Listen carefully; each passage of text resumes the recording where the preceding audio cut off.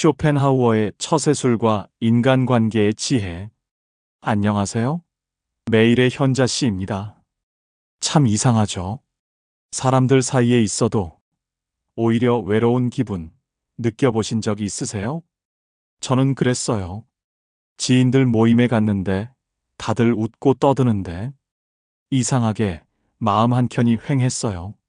나도 웃고 있었는데 웃는 게 피곤하더라고요. 이 자리에 내가 꼭 있어야 하나.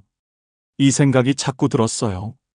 그렇다고 혼자 있자니 외롭고 사람들과 함께 있자니 또 불편하고 친한 친구랑 밥을 먹으면서도 마음속으론 이런 생각이 스치죠.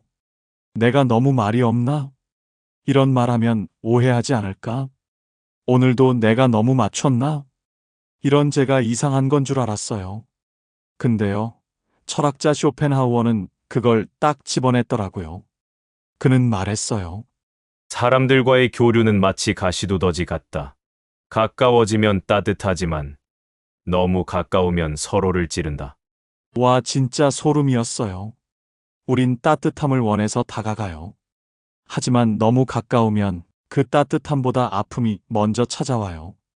가족이든 친구든 연인이든 너무 가까우면 오히려 상처받아요. 반대로 거리를 두면 또 외로워져요. 그래서 늘 애매하게 그 중간 어딘가에서 머뭇거리죠. 한 친구와 진짜 친해졌다고 생각했는데 어느 순간부터 자잘한 말에 상처받기도 하고 기대하다가 실망하기도 하고 결국엔 거리를 두게 되더라고요. 그 거리가 섭섭하면서도 이상하게 편하더라고요. 그때 깨달았어요. 인간관계는 가까움이 아니라 적당함에서 평화를 준다는 걸요. 근데 우린 늘 착각해요. 진짜 친구는 모든 걸 털어놔야 해. 연인끼리는 비밀이 없어야 해. 가족이니까 다 이해해야지. 근데 아니에요. 진짜 좋은 관계는 서로 상처 주지 않을 만큼의 거리, 숨 쉴 수 있는 간격을 지켜주는 사이예요. 쇼펜하우어가 말한 그 가시두더지의 거리. 어쩌면 지금 우리가 지켜야 할 인간관계의 골든 존이 아닐까요? 지금 이 영상을 보시는 여러분은 어떠신가요? 혹시 요즘 인간관계가 버겁다고 느껴지나요? 사람들과 있을 땐 괜히 지치고 혼자 있을 땐 또 쓸쓸하고 그럴 수 있어요. 아주 자연스러운 감정이에요. 문제는 그 감정을 억누르려고 할 때 생겨요.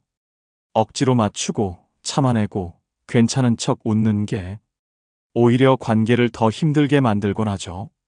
그래서 결국 저도 결심했어요. 거리를 두기로요. 사람들로부터, 관계로부터, 그리고 늘 잘 지내야 한다는 강박으로부터요. 처음엔 내가 이상하게 생각하는 건가 싶었어요. 근데 곰곰이 생각해보니 그저 나한테 맞는 관계의 간격을 몰랐던 거더라고요. 내가 숨 쉴 수 있는 거리, 내가 나로 있을 수 있는 거리 말이에요. 그리고 그렇게 거리를 두고 나서 또 하나 바뀐 게 있어요. 바로 친구라는 단어에 대한 생각이에요. 한때는 친구가 많을수록 인생이 풍요롭다고 믿었죠. 단톡방도 5개쯤 돌리고 모임마다 빠지지 않고 참석하고 생일이면 하루 종일 축하 메시지에 답장하느라 농담 조금 보태서 손가락이 쥐날 정도이고 그때는 그게 마치 인기의 척도처럼 느껴졌어요. 근데요, 정작 내가 힘들었던 어느 날 밤 누군가에게 전화를 하려고 휴대폰 연락처를 위에서부터 천천히 내려봐도 딱히 연락하고 싶은 사람, 아니 연락해도 부담 없이 받아줄 사람이 없더라고요. 그렇게 사람은 많은데 마음 둘 곳은 없는 그게 진짜 외로움이더라고요. 그때 쇼펜하우어의 말이 떠올랐어요. 내가 외로움을 느끼는 건 친구가 없어서가 아니라 가짜 친구가 있기 때문이다. 그 말을 떠올린 순간 머리를 한 대 맞은 느낌이었어요. 아, 내 주변엔 사람이 많았던 게 아니라 그냥 시끄러웠던 거구나. 그래서 관계를 정리하기 시작했어요. 아니, 끄는 건 아니고요. 그냥 더 이상 먼저 연락하지 않았어요. 약속을 일부러 만들지도 않았고 단톡방에서도 잠잠히 있었죠. 그랬더니 놀랍게도 대부분은 연락이 끊겼고 소수만이 나를 찾더라고요. 그리고 그때 알았어요. 진짜 친구는 자주 연락하지 않아도 편한 사이, 말 한마디 없이도 오해하지 않는 사이, 그리고 정말 필요할 때 옆에 있는 사람이더라고요. 그러니까요, 친구의 수는 많을 필요가 없어요. 손에 꼽을 수 있으면 이미 충분한 거예요. 괴테도 말했죠. 인간관계의 품질은 양이 아니라 깊이에 달려 있다. 예를 들면 한 친구가 있어요. 1년에 두세 번 만날까 말까 한데 어쩌다 연락하면 늘 이렇게 말해요. 잘 지내지? 나 오늘 너 생각났어. 그 한마디가 그렇게 따뜻할 수가 없어요. 가끔은 말보다 그 사람의 생각했다는 사실 자체가 더 큰 위로가 되거든요. 반면 매일같이 단톡방에서 수다 떨다가도 내가 조금 힘들어질 땐 슬그머니 빠지는 사람들. 그 사람들은 그냥 시끌벅적한 소음이었구나 싶어요. 저는 너무 오랫동안 착각했어요. 사람이 많으면 행복하다. 연락이 자주 오면 나를 좋아하는 거다. 그런데 진짜 중요한 건 그게 아니에요. 몇 명이냐보다 내 옆에 있을 사람이 누구냐더라고요. 그러니까 지금 나는 친구가 별로 없어 하고 걱정하는 분들이 있다면 사실은 가짜가 정리되고 진짜만 남은 거예요. 그건 외로운 게 아니라 선택받은 고요예요. 지금 그 고요 속에서 진짜 친구 한 사람이라도 있다면 당신은 이미 성공한 관계를 맺고 있는 거예요. 남들 눈에는 텅 비어 보일지 몰라도 당신 마음 안에는 꽉 찬 평온이 흐르고 있는 거죠. 그리고요, 그 고요를 유지하려면 꼭 필요한 게 하나 있어요.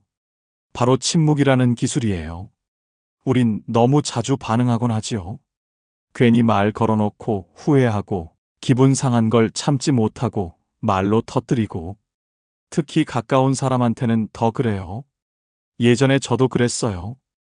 누가 내 말에 토를 달면 바로 해명하고 약속 안 지키는 친구한테 그건 좀 아니지 않냐고 바로 쏘아붙이고 그땐 그게 솔직함이고 정의로움인 줄 알았거든요. 그런데 결과는 늘 똑같았어요. 그 사람은 멀어지고 저는 상처받고 그러던 어느 날 친구가 또 똑같이 실망스러운 말을 했어요. 예전 같았으면 바로 반격했을 텐데 그날은 그냥 조용히 웃으며 고개만 끄덕였어요.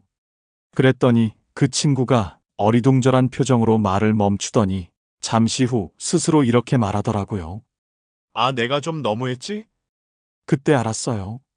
침묵은 회피가 아니라 전략이라는 걸요. 말을 안 하는 게 진 거라고 생각했는데 가만히 있는 쪽이 오히려 더 강하다는 걸요. 쇼펜하우어가 이런 말을 했대요. 어리석은 자는 말이 많고 지혜로운 자는 침묵을 지킨다. 그 말이 요즘 들어 더 깊이 와닿아요. 요즘 세상은 누가 더 빨리, 누가 더 세게 말하느냐의 싸움 같잖아요. 근데 진짜 멋진 사람은 꼭 필요한 순간에만 말하는 사람이에요. 에픽테토스도 이렇게 말했어요. 화나는 말에 반응하는 건 그 말보다 더 어리석은 일이다. 진짜 그렇더라고요. 누군가 시비 걸 때 그걸 다 받아줄 필요 없어요. 상대의 말에 끌려다니는 순간 그 사람에게 내 에너지를 통째로 넘겨주는 거니까요. 때로는 가만히 있는 게 이기는 거고 말을 아끼는 게 나를 지키는 방법이에요. 특히 인간관계에서 침묵은 내 감정을 보호하는 작은 방패예요. 불필요한 말로 관계를 더 어렵게 만들지 않고 상대에게 생각할 시간을 주고 무엇보다 내가 후회하지 않게 해줘요. 그러니까 다음에 누가 당신에게 상처 주는 말을 툭 던졌을 때 꼭 반응하지 않아도 괜찮아요. 그냥 고요히 속으로 이렇게 외쳐보세요. 그래, 넌 거기까지. 난 여기서부터 나를 지킨다. 그 순간 당신은 말 없이도 충분히 강한 사람이에요. 침묵은 때로 가장 품격 있는 대답이에요. 말로 이기려 하지 않고 조용히 물러서며 내 마음의 온도를 지키는 사람. 그런 사람은 사람들 사이에서 빛이 나요. 근데 여기서 또 하나 우리가 종종 빠지는 함정이 있어요. 바로 인정 욕구라는 덫이지요. 사람들 사이에서 조용히 침묵을 지켜도 속으론 이런 생각이 올라오죠. 내가 너무 이상하게 보이지 않을까? 지금 다들 나를 무시하는 건 아닐까? 괜히 나만 관심 못 받는 것 같아. 우리 모두 그래요. 누군가의 칭찬에 하루 종일 기분이 붕 뜨고 한마디 비꼼에 저녁까지 마음이 무거워지기도 하지요. 진짜예요. 어느 날은 상사한테 수고했어라는 말 한마디에 혼자 속으로 그래, 나 잘하고 있는 거 맞지? 하고 안도하면서 커피까지 사 마시고 어깨에 활짝 펴고 퇴근했거든요. 근데 그 다음 날 같은 상사가 요즘 집중력이 좀 떨어졌네 한마디 하니까 그날은 커피도 쓰고 퇴근길은 유난히 길게 느껴지더라고요. 왜 그럴까요? 쇼펜하우어는 아주 간단하게 말해요. 타인의 시선에 사는 자는 결코 자기 삶을 살 수 없다. 정답이죠. 내 기분, 내 자존감, 내 하루를 남의 말 한마디, 표정 하나에 전부 걸어두고 있었던 거예요. 세네카도 말했어요. 가장 불행한 사람은 남에게 인정받으려 사는 사람이다. 그 말, 전엔 그냥 멋있는 말인 줄만 알았어요. 근데 어느 날 제가 진짜 그런 사람이 돼 있더라고요. SNS 좋아요, 숫자에 따라 하루 기분이 좌우되고 댓글 반응 없는 글을 혼자 지우고 사람들한테 괜찮은 사람처럼 보이려고 계속 애쓰는 나.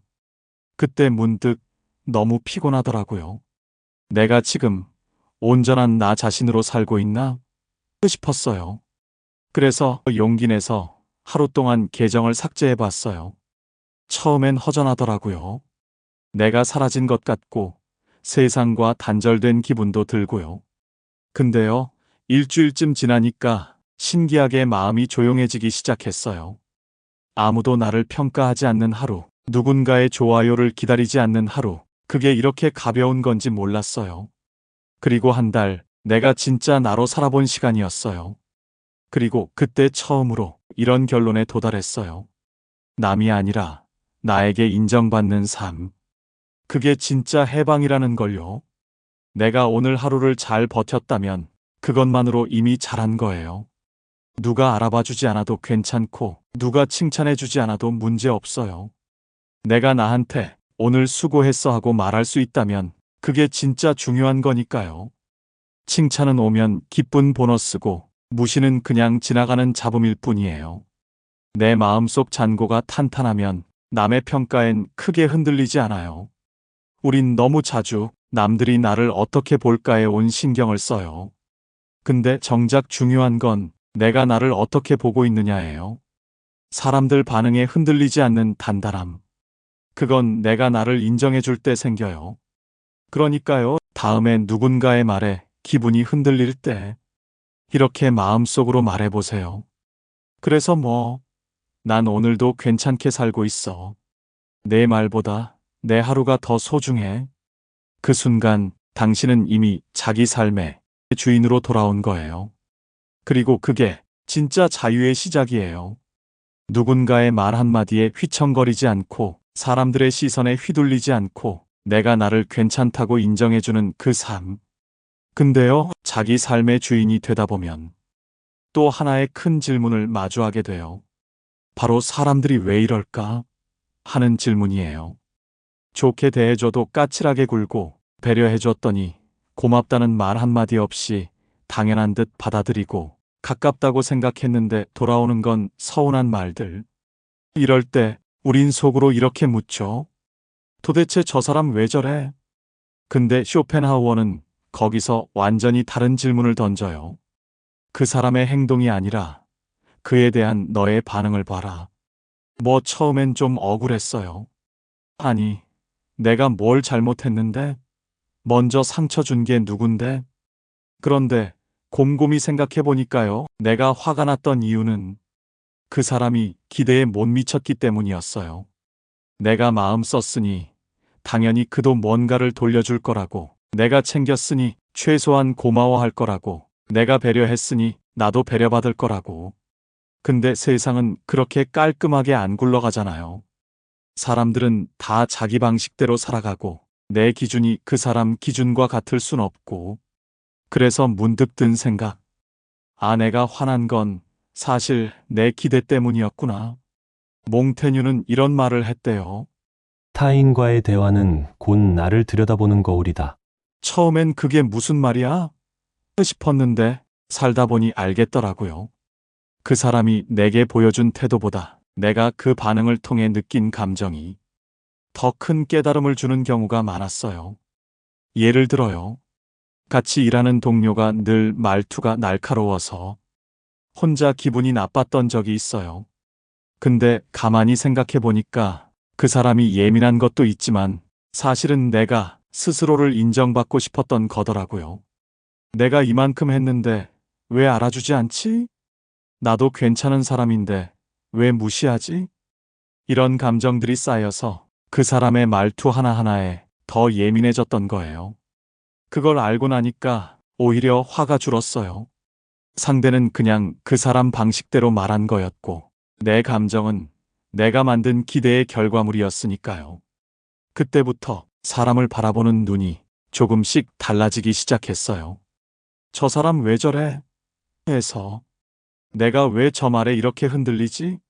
로요. 그 질문 하나 바꿨을 뿐인데 관계가 한결 가벼워지고 마음도 훨씬 자유로워졌어요. 갈등은 늘 타인 때문인 줄 알았는데 실은 내 감정에서 시작된 거였고 내 기대에서 자라난 거였고 내가 만든 그림 속에 내가 실망한 거였어요.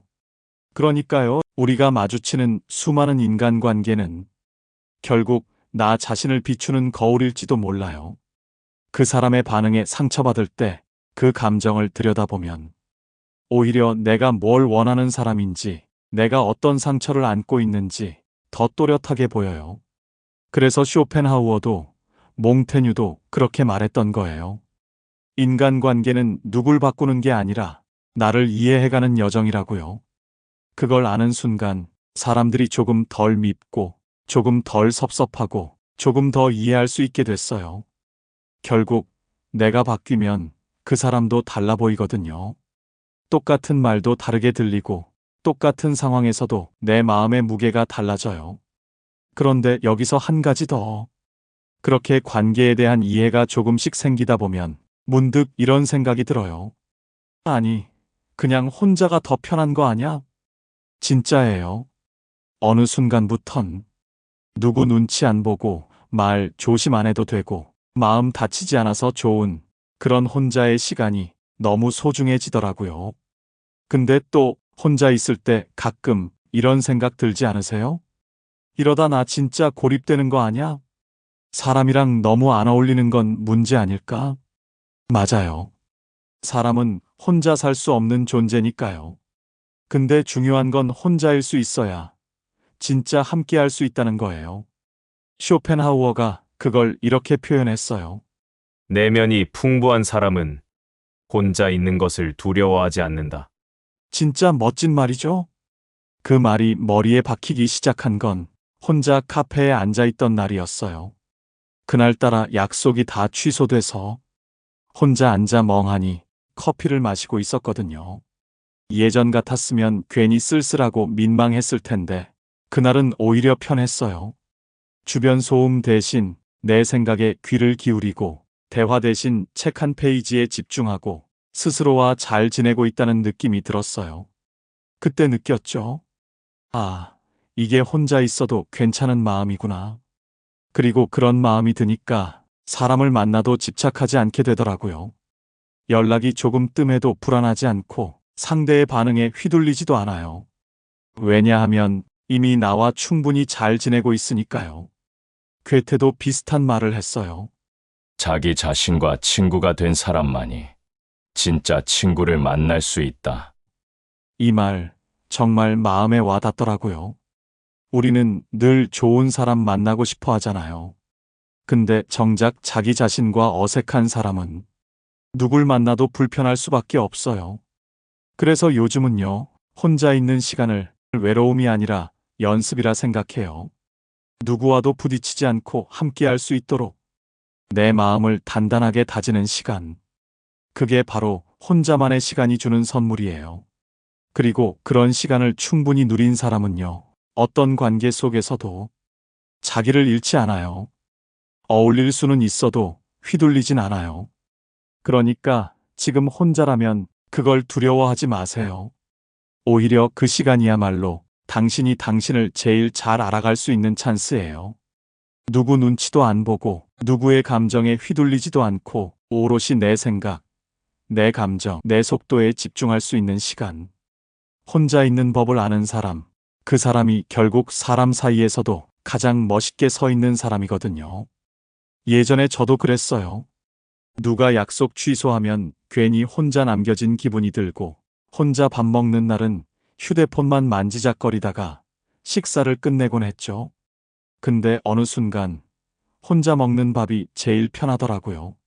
조용히 음악 들으면서 음식 하나하나 음미하면서 그때 처음으로 혼자가 외로운 게 아니라 평온할 수 있구나 느꼈어요.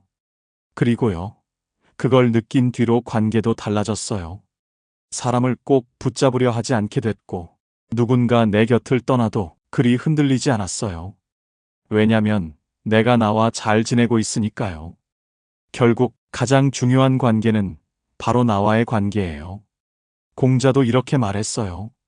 자기 자신과 화목한 사람은 누구와도 싸우지 않는다. 진짜 그래요.